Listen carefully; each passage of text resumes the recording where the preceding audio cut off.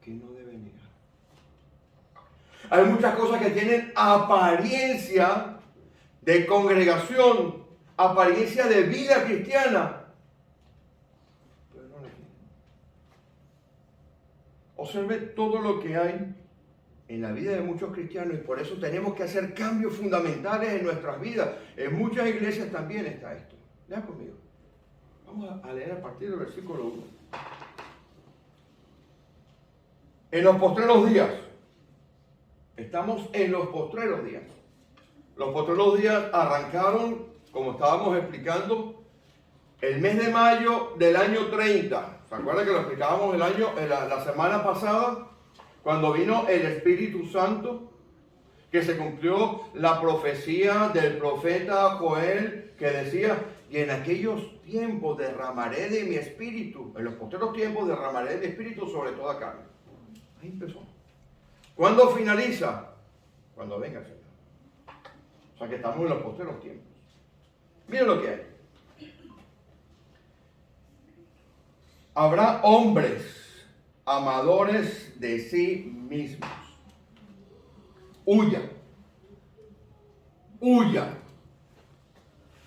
de congregaciones, huya de situaciones en las cuales el hombre y no Jesucristo sea el centro. Cuando usted vea que en cualquier situación, inclusive en su vida personal, usted es el centro y no el Señor Jesucristo, huya. Sigo. Amadores de sí mismos, avaros, vanagloriosos, soberbios, blasfemos, desobedientes a los padres, ingratos, impíos. A mí me encanta esta frase, sin afecto natural. Esto es la mera limonera. Cuando usted pierde la humanidad, astorges es la palabra que está ahí. ¿Saben que hay 4 tipos de amor, no? Los griegos tenían 4 tipos de amor. Hemos estado hablando de alguna de otras oportunidades, 4 palabras para determinar el amor. El amor humano, el que está en la naturaleza humana, el amor de afecto humano es astorges. Puede ser el amor que usted puede sentir por alguna cosa, un animal, por ejemplo, o que usted puede sentir inclusive por un amigo. Cuando usted pierde eso, usted se desnaturaliza, sin afecto natural, y hay muchas congregaciones que lamentablemente están llenas de esto. Observe, siga conmigo. Implacables, calumniadores. ¿Saben lo que significa calumniadores? Diábolos. ¿Han escuchado hablar la palabra diablo? Viene, calumniadores es diablo que habla con maldad. Miren, mi hermano, el enemigo trabaja en nuestras fallas de carácter para meter esto en su vida y en la iglesia. Implacables, calumniadores, intemperantes, estos que no aguantan una pedida para pelear con usted, que uno tiene que andar con ellos como cuando pisa uno cáscara de huevo. Yo nunca pude olvidar, yo tendría como 11 años de edad, y en la televisión en casa, que estaba medianamente regulada, porque en aquellas fechas mis padres regulaban la televisión. Mi madre, que sigue por Instagram y por Facebook mis mensajes, lo podrá estar escuchando ahora. Yo recuerdo que pusieron una película o una serie que en aquel momento era enorme. Se llamaba Kung Fu. ¿Has escuchado hablar alguna vez de eso? Y cuando yo digo andar en cáscara de huevos, siempre viene a mi memoria una imagen que yo recuerdo, y era que le ponían al protagonista, le ponían una alfombra, era hecha de papel de arroz. Y él, para superar esa prueba, él tenía que andar en esa alfombra sin dejar huella. Y eso era tan sensible que soplaban y se rompía. Bueno, hay momentos en los cuales uno tiene que andar así de iglesia.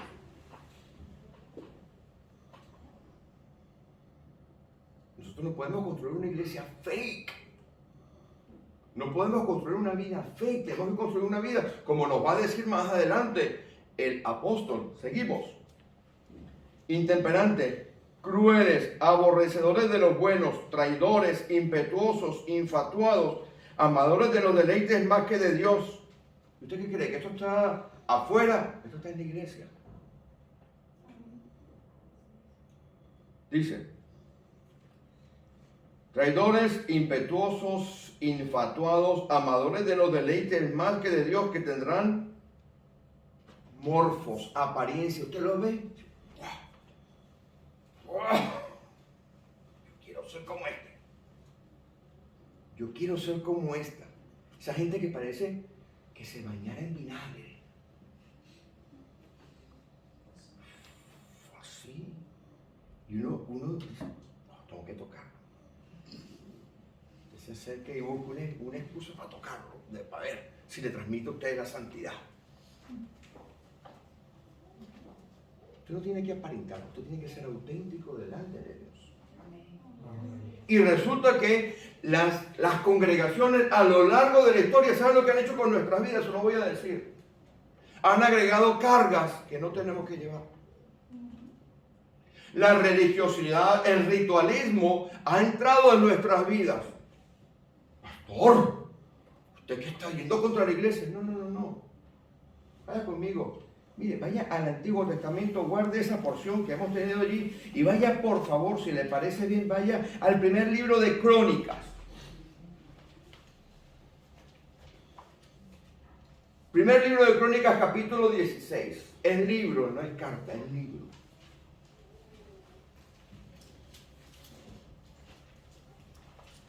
Crónicas 16. 16 de Crónicas. Esto es para predicar 3 horas, pero no vamos a predicar 3 horas hoy, que es domingo de Ramos.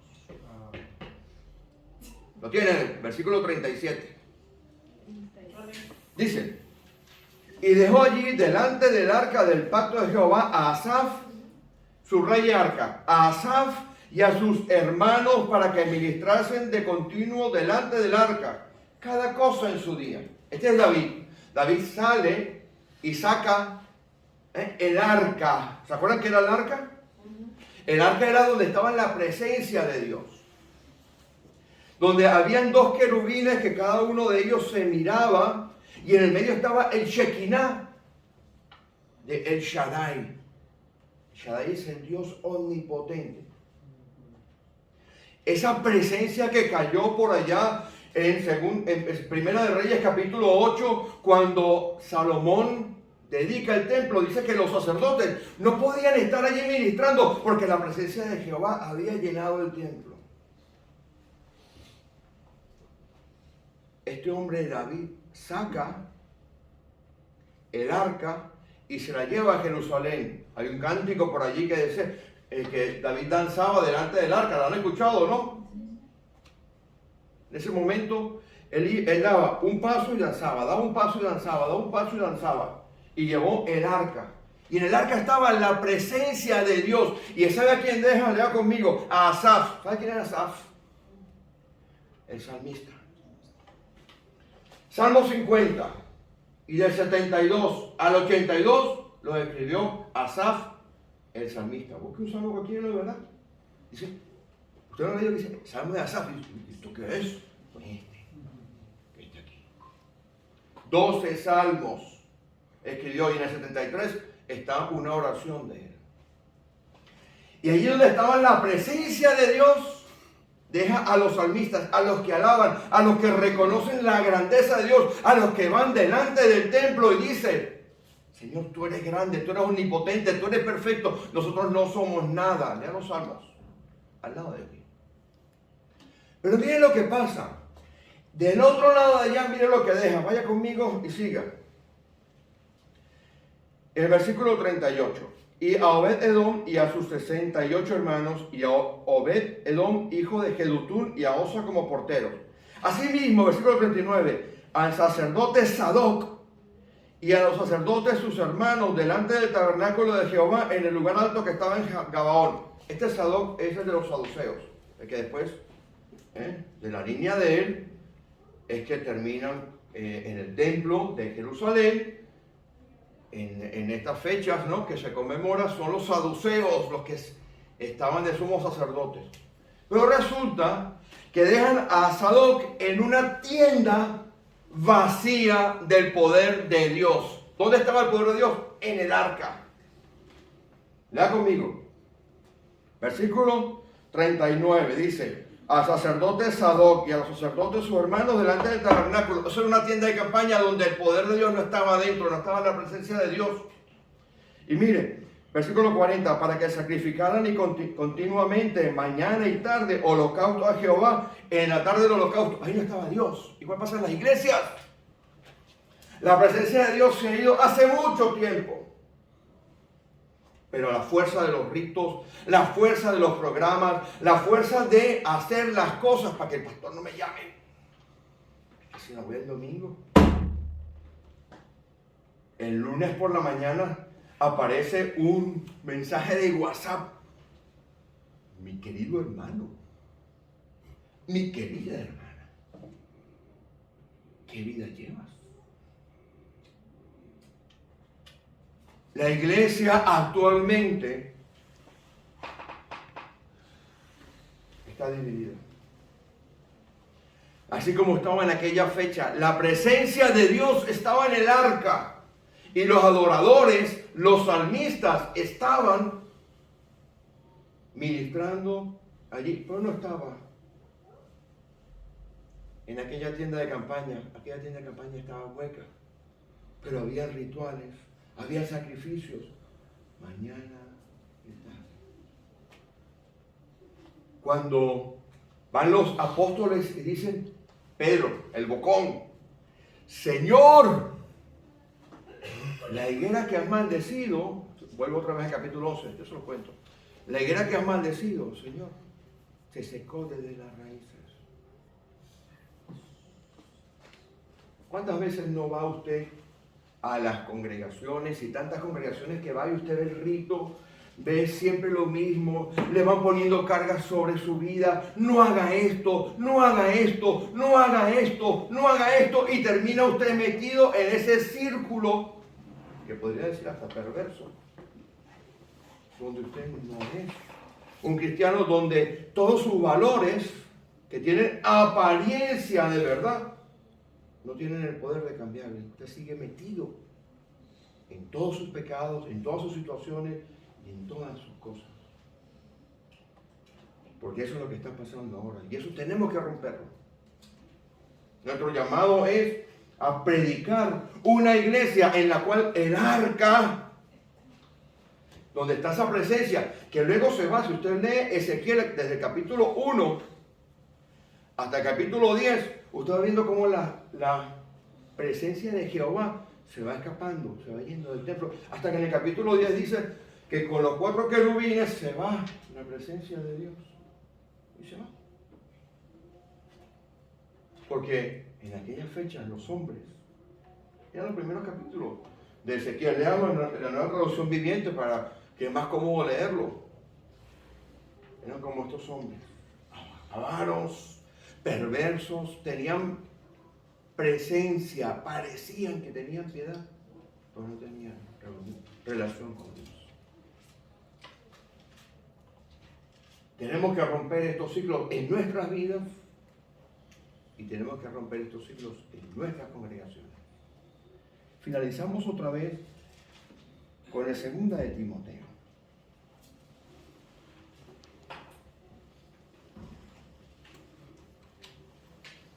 El versículo 7 del capítulo 3 nos dice que estos hombres siempre están aprendiendo. A mí esto, yo solamente lo puedo interpretar a la luz, no solamente lo que me dice la Escritura, porque el contexto es importante, sino a la luz de lo que he visto. ¿Cuánta gente no se cambia de iglesia porque en la otra iglesia hay una revelación mejor? O usted ve que le enseñan cosas que no están en la Escritura. Estos siempre están aprendiendo y nunca pueden llegar al conocimiento de la verdad. ¿Sabes qué es el conocimiento de la verdad? ¿Quién se sabe Juan 8? ¿Conoceréis? La verdad harás libres.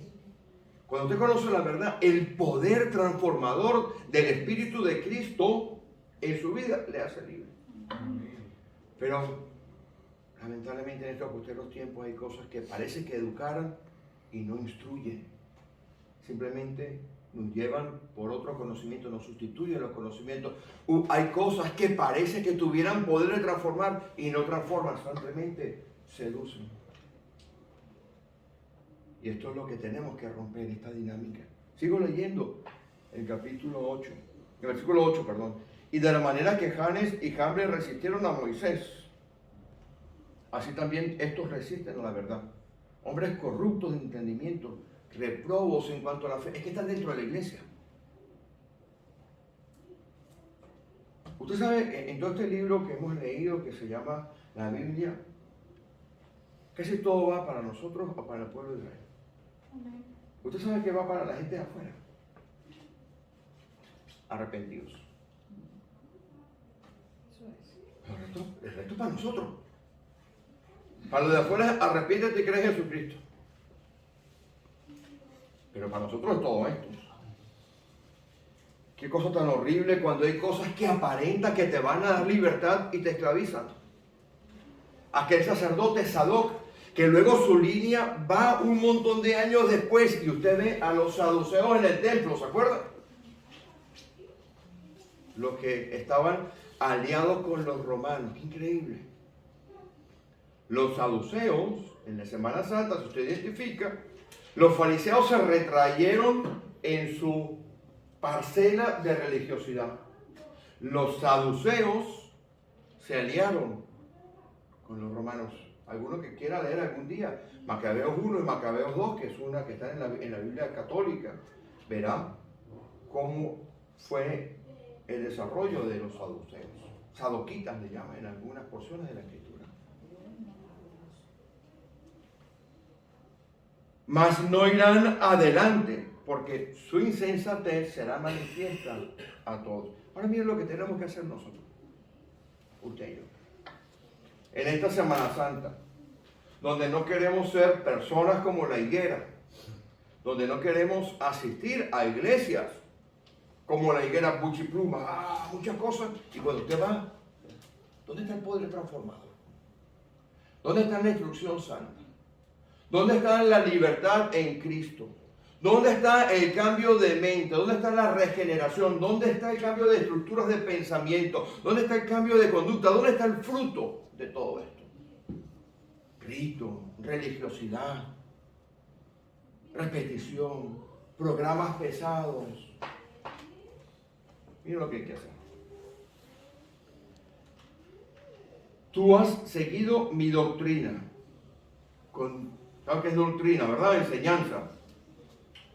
Mi comportamiento, mi meta, mi confianza en Dios, mi capacidad para resistir problemas, mi amor ágape, mi doquime, mi capacidad para resistir problemas, pero para salir aprobado, doquime, la virtud del que resiste, del que pasa por juicio y gana.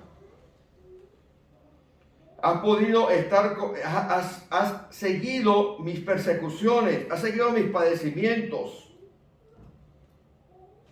Porque todos los que quieren vivir piadosamente en Cristo Jesús padecerán persecución. Pues mire, ahí está la clave. Buena enseñanza que transforma la conducta, que le da a usted un propósito cristiano, bíblicamente centrado en la figura de Jesucristo para su vida. Una fe que no significa que usted no tenga que dudar, al contrario, la duda significa muchas veces que usted tiene que ir al Señor. Porque la fe es la certeza, la sustancia de aquellas cosas que no se ven. Entonces usted va al Señor y pide la fe. Su longanimidad, ¿saben lo que es longanimidad? Esa capacidad que usted y yo tenemos de ser probados y de aguantar también, como todo lo que dice aquí, porque si usted la mira, esto tiene que ver con algo que hace un tiempo nos enseñaba nuestro hermano que hablaba de Pedro.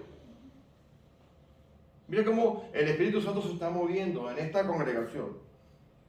Persecuciones, padecimientos. Ahí está la clave. Y basarse en la Escritura. Vamos a leer, a finalizar con esto.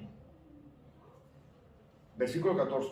Persiste en lo que has aprendido y te persuadiste, sabiendo de quién has aprendido.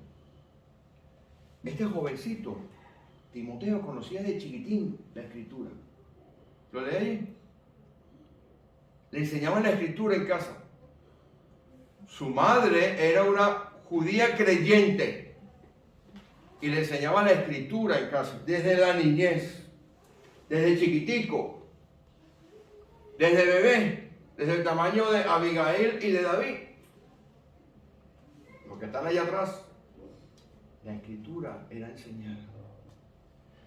Una familia, una iglesia cuyo centro es la Escritura. Amén. Cuyo pilar fundamental es Jesucristo. Cuyo motor energético es el Espíritu Santo. Mire. No va a ser como el de la tienda aquella. Porque la fuerza del Espíritu Santo rompe programas y te lleva por donde Él quiere llevarte. Pero si usted está del otro lado, usted va a ser como, ¿se acuerda? Como la tienda, ¿no? Como esa tienda donde no estaba la presencia de Dios allí, estaba en el arca, pero estaban los niños. Así que, como ha dicho Patricia, nos vamos, nos marchamos. ¿Cuándo volveremos? No voy a decir solo Dios lo sabe, porque Él sabe. ¿Sí? Nosotros pensamos que en 2 meses. Pero mientras estamos fuera, vamos a poner en práctica algunas de estas cosas. Porque si ustedes se centran en el conocimiento de la Escritura, versículo 17, final, estarán preparados, ¿para qué? Para toda buena obra. Amén. Vamos a ponernos en pie, hermanos.